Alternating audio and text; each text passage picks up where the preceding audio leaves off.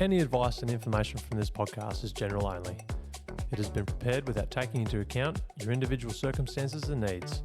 Before acting on any advice from this podcast, you should assess and seek advice on whether it is appropriate for your needs, financial situation, and investment objectives.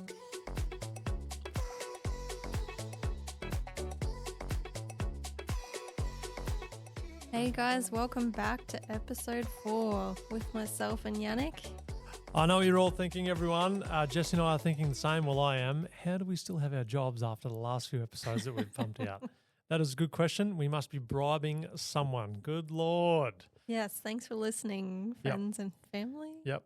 Yeah. We'd only be doing this because of our, surely we're in the double digits of listeners by now. Surely. Thanks, Mum and Dad. Yep. The emails and the texts are flooding through, and that is keeping the demand up. So we will keep producing the goods if you guys keep with the demand. So keep it up, ladies and gentlemen. But as Jessie said, the next episode, so we've essentially covered off on sort of a bit of the ins and outs of investments, traditional sort of investment types, alternative investment types, and now we are getting into How to get started. how to get started. Is that? I thought you just sign up somewhere, slap some money in. Similar to the pokies. Slap it in, yeah. Yeah, just, I don't know, you watch them people in the pubs and or whatever, and they just go, dude, they just feed the money in. Is that how it works? Is that? Maybe we could start something like that. I don't know. Imagine a poker machine where you could feed your money in, it links up via the interwebs, and you can buy and sell Click on the shares screen, or something. Just click on the screen. You're on onto the something, screen. Yannick. Ooh, all right. If someone makes a heap of money from that, one of our listeners, be fair and send us, I don't know, a like or a comment. Yeah. Thanks, guys, for letting me start Subscribe. this mad idea. Yeah. Okay, so Jessie, we've talked through all those things, but I guess the big one is now how. How do we go about this? I guess we've most likely answered our why. Now we really want to dip our toes in, or as someone we both know likes to say, how do we get some flesh in the game? How do I get in and make all this money like other people are making money? Is there like a secret club or a handshake I need to know? Yeah. Um, I feel like this was my question when I wanted to start investing. When I wanted to invest in shares, I'm like, where is the share? How do I get to the share? it's Is not it like a on the house. internet? How do I Yeah. get to it? Well, when I was in school, internet hadn't really ramped up. So, you're lucky. I had to go to the library and look at a book or something. But yeah, it's not like, I guess when we're talking about all those other investments we talked about, except for real estate, everything is kind of non-tangible, isn't it? It's kind of in the ether, or it's on Where is your it? laptop. Yeah, whereas you can buy a property, drive down and have a look at it, touch the brickwork,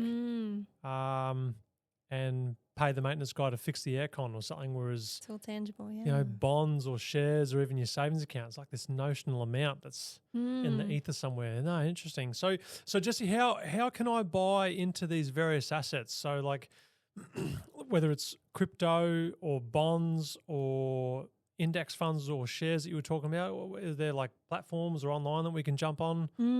So there's heaps of platforms online that you can utilize. I guess they all essentially do the same thing. You buy a share in a company or an index fund or whatever it is. There's ones like Raiz and Sharesies. Heard of them? Yep. That are quite very practical, I think, to use, where you kind of have an app and you can use like the roundup feature, I think it is, where you can yes. round up to, if you spent $10.50, it rounds up to $11 and you put 50%. I've 50 heard of cents. these. Yeah. And it Yeah. seems to simplify the process, doesn't it? Like it lets you feel like, yes, you've got flesh in the game. You're an investor, and it's something maybe gives you a bit of a warm and fuzzy. You can kind of spruik to your friends, oh, yeah, I started a Sharesies account. Now I hold $100 worth of Australian shares. So that's, no, you're right. So I've seen a few of them advertised, and a few clients have come in and have held little portfolios through these little, I guess, funky little companies, good little startups, which are great. It gets you some skin in the game, and it gets you sort of invested in these assets that we've been talking about, especially the shares side. So long story short, with those ones, you can set it up so if you buy a coffee for $4.50 through that platform, it'll round up that 50 cents, accumulate it, and then once you've got some spare change worth a couple of dollars, it'll let you buy units in a certain investment. Okay, cool. So it's a little bit on the non-traditional side. They're a relatively new concept. They've been around for a few years, but compared to, say, like your other trading platforms, I know the banks offer their respective kind of, not that it's a trading platform, but somewhere where you can log in, deposit some money and buy some of these assets. So I know like NAB have NabTrade, Commonwealth Bank of Australia have ComSec. There's some other managed funds out there. What are some of the other managed funds out there? There's Vanguard has a platform you can use as well. Colonial First State is another example. Okay, yeah. MLC, BT. Yeah, and you'll usually see advertisements everywhere, like eToro, or whether you're watching sport overseas or in Australia, there's usually advertising for it. And what about, so that's like your traditional stuff. What about, I know we talked about crypto last time. With those, there's essentially digital wallets you can sign up for. I know there's BTC Markets. I think eToro does a little bit here and there.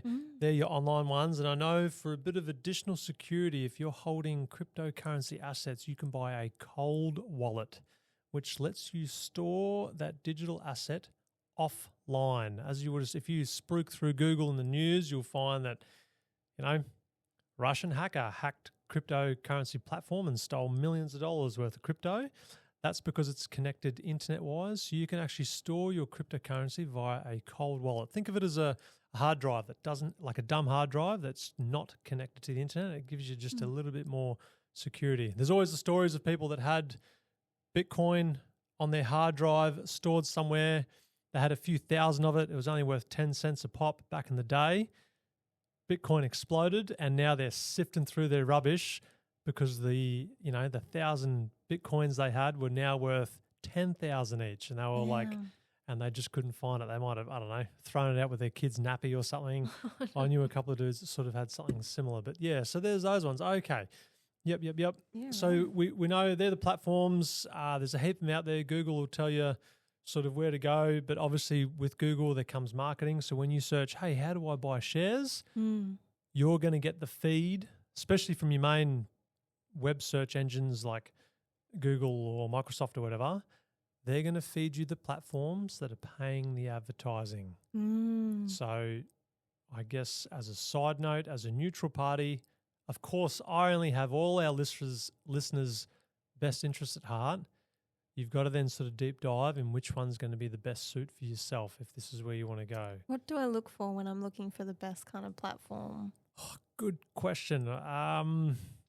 There is a heap. I guess, as you know, for us in our profession, we get access to a lot of information, and the software we have lets us deep dive into the data of fees, percentages charged from different platforms. They all differ. Some are really good. Some will take your money, just like the KFC ad. It's essentially the same how it works. There are banks that charge 22% interest on credit card. There are some that charge 30%. But these platforms are the same. They might charge various amounts for you to buy shares, sell shares, or hold them. Some are a percentage. Some are just a flat fee, depending on how many you buy. There's admin fees, monthly fees, fund manager fees, fund manager Versace suit fees. They wear the good stuff. Fund so managers. There's snake oil fees. There's Jessie retirement fund fees. There's a heap of fees in there. You need to either, if you're doing it yourself, deep dive and have a bit of a look, but they all differ. They will all get their pound of flesh essentially, but they all want you to invest through their platform because I guess that's where they make a bit of their money. So just be cognizant of that one. A little bit of buyer beware, I guess, is sort of how we can. Did that sort of answer your question then? Cool. And I feel like it's just like a very top level thing. You obviously want to get the lowest fee platform that you can, but also is cheaper always better? Is the cheapest fees always the best? How does that? Well, I guess a lot of actively managed investments are usually more expensive in that they have a fund manager or someone kind of in the background trading for you every day. So like you said, you got to buy a couple of mil I need to buy in Tesla today. The fund manager might say maybe a few other mil in Combank. Commonwealth Bank. So they've got to make those decisions every day. You've got to pay someone's full-time wage to make those decisions. Oh. Whereas when you're passively investing, say like index funds or Vanguard have a lot of kind of ETFs that are passively done, they're a bit cheaper because they're kind of following the market or replicating the market. Yeah, fair enough. So they don't have a fund manager kind of trading every day. Yeah, okay. That's it's weird. You'd think they all provide the same service, but they don't they? And we get to see that when we sort of further investigate different platforms. Some have really good apps. You mentioned the app thing. Everyone's got an app these days, an app for an app. I wish I had an app for tying my shoelace, but obviously not there. But yeah, so some provide really good different bits of insight to the investor. So it depends on what you're after. But yeah, that's a fair enough question. So Jessie, we've ticked off all the boxes. I'm happy with where I want to go. I want to buy some shares, let's just say. I figured out my why, or have I? How much do I need to invest? Do I need to be like a rich dude? Is it just like in the movies where I got to be on Wall Street somewhere? I need $500K to buy into something. Or like, what can I start with? Well, for Raiz, their minimum I think is $5. Really? Yeah. God. What's that? That's less than a cup of coffee these days, is it? Give or take, add in inflation, yeah. If you come see us, we'll give you a free cup of coffee, but that's a story for another day. You'll find out when you come see us. But okay, so you're saying with Raiz, you can essentially have $5 and you can buy a piece of the pie of some sort of investment that we've been talking about. Okay. Get your toe in the water, yeah. Yeah, and I think, look, I believe that's the same with sort of like, that's the upside of some of these investments when you're buying on, I guess, in the retail market. Crypto, shares, some bonds on the secondary market, you can buy with as little as maybe $500.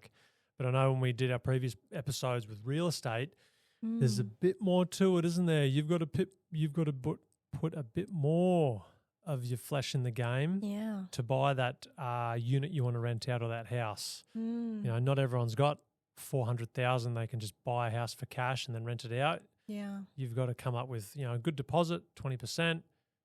That's $80,000. And then you've got fees on top of that. You've got to go to the bank for the rest of the money. Whereas what we're sort of talking about with these investments, a lot of them, it looks like you can just buy for $500, which means an 18-year-old just out of high school working casual at Hungry Jack's, they can start this journey with as little as a few $100. Get them young, yes.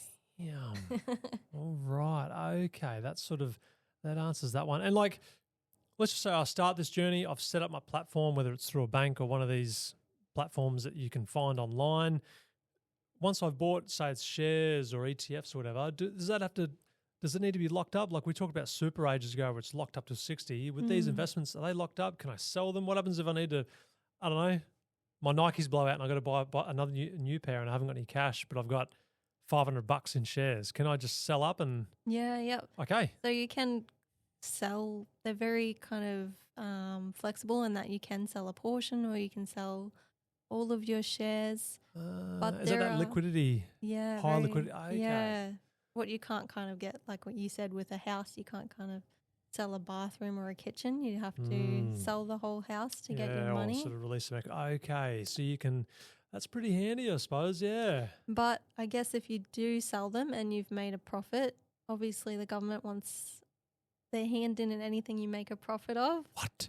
So, there might be some capital gains tax. Capital gains tax? I thought this whole investment thing was about making more money. I know. Right, okay. So that sort of, I guess, leads to my next question. We've set our investments up. We know, let's sort of fast forward. We're a bit of kind of medium to long term. It's been a few years, or for whatever reason, you're looking to cash out on your investments. Say it's gold, crypto, shares, ETFs. You bought for $1,000. 2 years later, it's worth $3,000. There's a $2,000 profit there, and I want to go out and buy a nice, shiny set of shoes. So you're saying I can just cash out or essentially sell, Yeah. but I have to pay tax on it. Yeah. What? Okay. So there's a bit more to just buying and selling these assets. There's some other considerations that come with it, like there's tax considerations. You know, there's I guess there's legacy considerations. Is that right? If I want to pass that on to my spouse or my kids. Yeah, yep. Similar, with the house, you just need to take into account what would happen if you wanted to, pass an asset off to a kid. There might be a capital gain event where you, by changing the deed name or they better pay tax. Those kids owe me. Yeah. Okay. And is that the same for a house? If I sell an investment property, make a mozza, I've got to pay tax on it? Yeah. Okay. That's that's a good question. There is a 50% discount if you hold the investment for more than 12 months. Finally, the ATO giving me a break. This discount thing. Okay, I'll look into that. No, that's okay. So you're meaning, so there is some tax considerations as well as, and that fits into all those other questions. Not that we're trying to make it too convoluted, but that comes down to your goals. That comes down to your why. How long do you want to hold these assets? There's a heap of strategic sort of thinking that comes into buying and holding and selling these assets.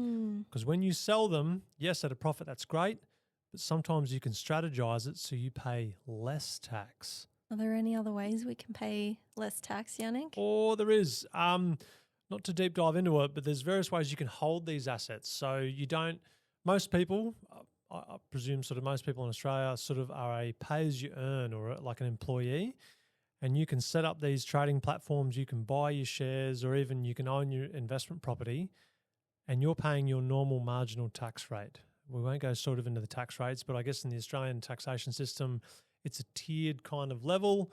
As you step through the different income levels, your tax rate progressively increases. So the more you earn, the more tax you pay. Good problem to have. But with that, any other incomes you make from like your savings account, dividends from shares, rental profits, they go on top of any other income you're making and you will pay tax on those. So I guess what we highlight and we sort of discuss with some clients when they're considering holding these assets or these investments, in what tax structure we can hold them. Is that sort of what you're kind of mentioning? Yeah. Well, there is some...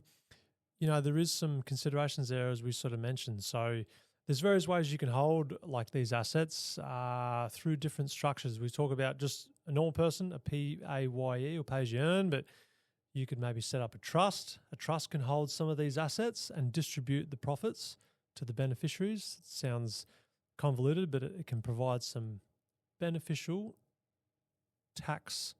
Well, sorry, I'll swap the words around. Some tax benefits. Can you hold them in a company as well? Can I set up some sort of company and buy shares and hold them under those, like a buck company? Is that right? Yeah. Okay. You can name it anything you want. Right. Because I know Australian companies, they have different tax rates to say a normal earner. Yep. Yeah. It's, okay. Usually 30% if you're investing. A tax rate of 30%. What all companies pay. Yeah. So you're saying, let's just say, I am a financial advisor that sells a heap of snake oil out there, and I'm in the top tax bracket. Good Lord, 190,000. That means I'm paying 45% plus 2%. So if I'm getting paid dividends or rental income, I'm essentially paying 47% on those earnings. Almost half of your income. What the? So if I held those assets maybe under like a company or a corporate sort of trust, corporate beneficiary sort of thing, you're saying the max company tax rate's 30%? Yes. And if you have a business, say you're trading as a business as well, you can get a 25% tax rate. Okay. Yeah. Okay. That's interesting. That is wow. That sort of opens my eyes to that one. That's really interesting. And you sort of talked about the trust side.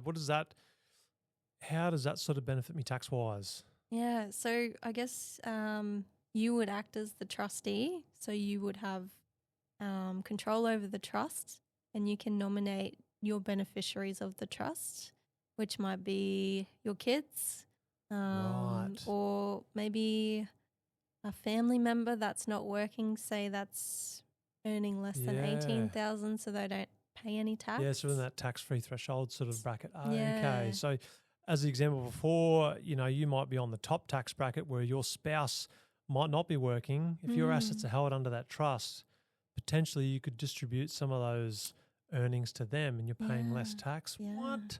More flexibility, yes. But you just have to make sure if you do give them, say, money from the trust, that they might want to give it back to you, or they might just keep it. Right. Okay. Yep. It's that is really interesting. And what about so you mentioned sort of depending on how long you hold these assets for, you mentioned there was sort of a discount. So what is that, like a capital gains discount, is it? Yeah, yeah. Okay. So you get the capital gains discount if you buy the investment yourself. So personally, like Yannick said, or if you have a trust, you also get the 50% discount. But if you have a company, you don't get a 50% discount if you sell regardless of how long you hold shares it. or whatever it is. No, fair enough. That's a valid point. Okay, so that's how we hold them. So there was another product you mentioned. It has a similar name, but it's more. They're called like another way to hold some assets and sort of not skirt around, but massage the tax obligation is sort of like investment or insurance bonds. Is that right? Yeah. So are they like a product out there? Explain a bit more about them? Yeah. So you can use an investment. Sometimes they're called insurance or education bonds. Yep. And essentially what they can do is you can use them as a platform. I think maybe Centura, AIA, there are a few platforms that you can use, but you can buy, say, shares or something like that through there. And there are some good tax implications if you hold, say, the insurance or education bond in the long term. Yep. I think if you hold them for more than 10 years, you can sell them and have no capital gains tax. Right.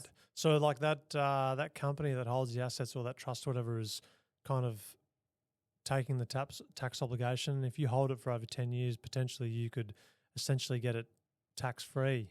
Yeah, okay. And I think a few more with those education bonds, they have like a vesting age, don't they? So you can, if you're setting something up for your kids, you can essentially have these education or insurance bonds set up so that your kids won't really inherit the asset until a certain age, whether it's 18 or, so, okay, it gives you a little bit more control over it. Okay, and you can invest in anything. Within those certain companies, they've obviously got products there, but you could essentially buy shares or, okay, there's a bit of flexibility there. No doubt they'll charge a fee as well. Yep. Yeah, okay. Is there any limitations, Bondmaster? There is some. So the bonds you were talking about, the insurance or education bonds, they sort of put a cap on how much you can invest through them. It's sort of called the 125% rule. So if 1 year I invest $100, the next year the maximum I can essentially invest again is $125. And that can compound over the years, but you essentially can't do $100 one year and then dump in $1,000 the next year. There'll be some sort of penalties apply with that. But it's interesting. It gives you sort of another string to the bow per se in how like at different sort of platforms where you can get into these investments. That's really interesting, Jessie. All right. So now I know how to get some flesh in the game or get my money working harder for me in these investments that you're spruiking. That's really interesting. All right. Does that about cover it today? I think that's episode 4. God, rolling through it. Well done, well done. Listeners beware, we will be back because there is definitely a fair bit more we need to cover off on investments. Stay tuned and we will. You'll hear from us sometime. Thanks, Yannick. Thanks, guys. Ciao.